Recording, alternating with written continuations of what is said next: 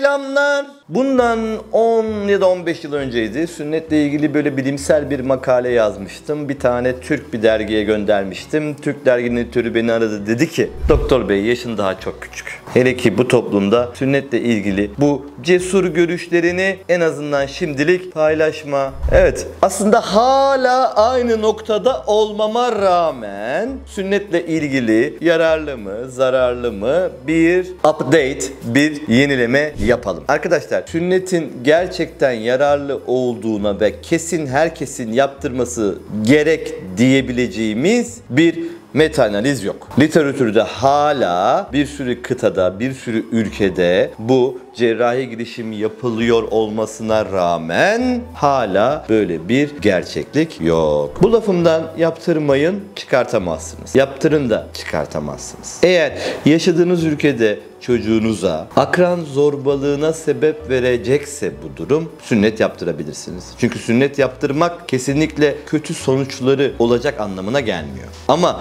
sünnet yaptırmamanın da kötü sonuçlar doğurup doğurmayacağını tam olarak bilmiyoruz. Cinsel yolla bulaşan hastalıklardan korur mu? Evet. Hayatın belirli dönemlerinde korur. Ama cinsel yolla bulaşan hastalıkların olmaması için ana etmen ne? Tek eşlilik. Tek eşlilik de hangi cinsel yolla bulaşan hastalıktan koruyacak? Orası da meçhul. Yani ben çok eşli olayım diye sünnet yaptırma mantığınız varsa aslında bu da doğru bir mantık değil. Yararları, zararları sadece Doğukan değil, Ahmet değil, Mehmet değil, o değil, bu değil. Dünyanın tartıştığı bir konu. Buradaki YouTube'da da zaten bunu hemen böyle anlatıp da ortak bir kanıya varamayız. Ama yapılınca bari ehil bir elde yapılsın. Eğer bu durum yapılacaksa ehil bir elde yapılsın. Son zamanlarda haberlerde çok fazla görüyorum. Sağlık memuru arkadaşlar başlarında doktor olmadan ya da daha önce sünnet yapmış bir hekim tecrübesi olmadan sünnet yapıyorlar. Bu Sağlık Bakanlığı'nın sene 2012'de yayınlamış olduğu genelgeyle de zaten yasak. Sünnet Hekimliği Derneği kurucu üyelerinden biri olarak biz zaten elimizden